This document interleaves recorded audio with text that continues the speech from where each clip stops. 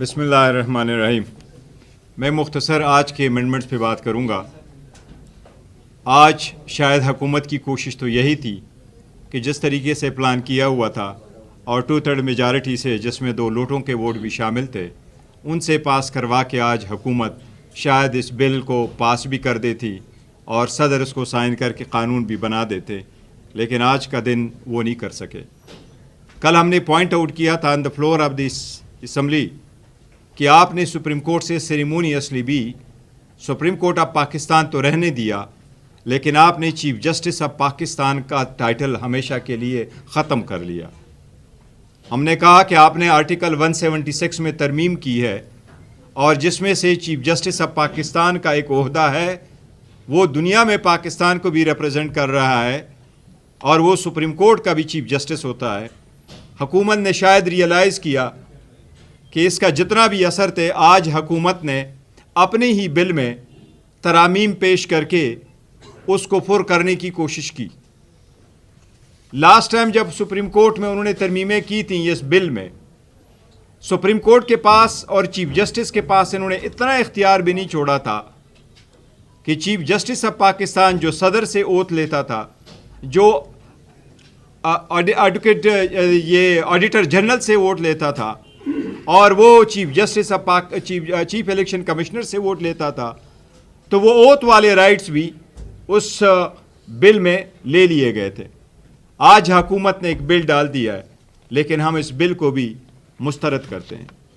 इस बिल में भी बड़ी बेईमानी की गई है। हमने न सिर्फ पाकिस्तान तहरीक इंसाफ ने चीफ जस्टिस ऑफ पाकिस्तान का ओहदा बहाल करना है, बल्कि इंशाअल्लाह ताला एक दिन हम इनका आनर, इनकी अथॉरिटी, इनकी डिग्निटी और इनके इख्तियारात वापस लेके आएंगे। शायद अदलिया से सारे लोग खुश ना हो, और ये हमेशा ओपन टू रिफॉर्म है कि अदलिया में रिफॉर्म की ज़रूरत है। रिफॉर्म के नाम से जजेस को के साथ ये बिहेवियर करना जिस तरीके से आईन में ये करने लगे थे, ये किसी दुनिया में एक्सेप्टेबल नहीं है।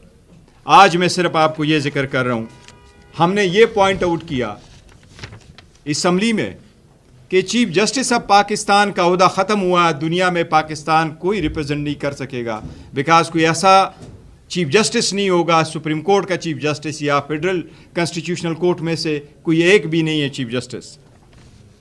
इट इज़ वेरी अनफॉर्चुनेट कि आज इन्होंने एक तरमीम डाली है और बजाय इसके कि ये वापस चीफ जस्टिस ऑफ पाकिस्तान का ओहदा बहाल करते सुप्रीम कोर्ट में, इन्होंने इस मरतबा ये डाला है कि मौजूदा chief justice of supreme court यानी यहया अफरीदी साहब उस वक्त तक पाकिस्तान के चीफ जस्टिस रहे जब तक उसका ये ऑफिस है। ये उन्होंने अमीन में डाल दिया और इनका मतलब ये हुआ कि, और इसके बाद इन्होंने एक और तरमीम पहली मरतबा इंट्रोड्यूस कराई है। हमारे आईन में आर्टिकल 260 में सारे चीज़ों की डेफिनेशन मौजूद है, तारीफ मौजूद है। वहाँ चीफ जस्टिस ऑफ पाकिस्तान की तारीफ नहीं है, वहाँ चीफ जस्टिस की डेफिनेशन ज़रूर मौजूद है। उस डेफिनेशन का क्लास है आर्टिकल 260A। इन्होंने इस मरतबा उसमें ऐड कर दिया, आर्टिकल 260 में एक नया क्लास ऐड कर दिया AB, और मैं आपको पढ़ के सुनाता हूँ कि इन्होंने क्या किया है। इन्होंने उसमें यह लिखा है, chief justice of Pakistan means the senior amongst the Chief Justice of the Federal Constitutional Court and the Chief Justice of Supreme Court। इनका मतलब ये है कि आर्टिकल 176 के मुताबिक यहया अफरीदी साहब जब तक उसका ओहदा है वो चीफ जस्टिस ऑफ पाकिस्तान रहेंगे। यहया अफरीदी साहब ने 24 अक्टूबर 2024 को ओथ उठाया था। उन्होंने 26 अक्टूबर 2024 को उन्होंने ओथ उठाया था और ये 3 साल का ओहदा है। 26 अक्टूबर 2027 को उसका ओहदा खाली हो जाएगा और उस ओहदे खाली होने के बाद आर्टिकल 260AB में जो डेफिनेशन क्लास ऐड कर दिया, उसके बाद फेडरल कॉन्स्टिट्यूशनल कोर्ट का चीफ जस्टिस पाकिस्तान का चीफ जस्टिस होगा। ये म्यूज़िक चेयर उन्होंने सुप्रीम कोर्ट में भी रख लिया।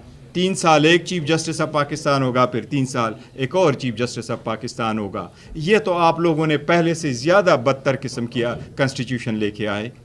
ये आपने अगर चीफ जस्टिस ऑफ पाकिस्तान ही बनाना था تو یا تو سپریم کورٹ والے ہی کو چیف جسٹس آف پاکستان بناتے, سیریمونیلی کر دیتے کہ اگر chief justice of supreme court ہے, he shall also be known as a chief justice of Pakistan, یا کنسٹیٹیوشنل کورٹ کا ہی کر دیتے. لیکن آپ نے یہ ویل چیئر رکھا ان کے درمیان میوزیکل کہ 2027 تک یہ حیا پریدی صاحب ہوں گے, اس کے بعد چونکہ senior most obviously constitutional court کا بن چکا ہوگا, پھر وہی ہوگا تو پھر وہ 2 سال کے لیے بیٹھے گا, پھر وہ ختم ہوگا تو چیف جسٹس آف پاکستان کا ختم ہوگا. آپ لوگوں نے جلدی میں ترامیم لا کے, آپ لوگوں نے جس طریقے سے آئین کا سروکار کر لیا, آپ لوگوں نے سارا کچھ اس جمہوریت کا اور آزاد عدلیہ کا پورا شپ ڈبو دیا. اپنے مفادات کی خاطر آپ نے کچھ بھی نہیں دیا عوام کو.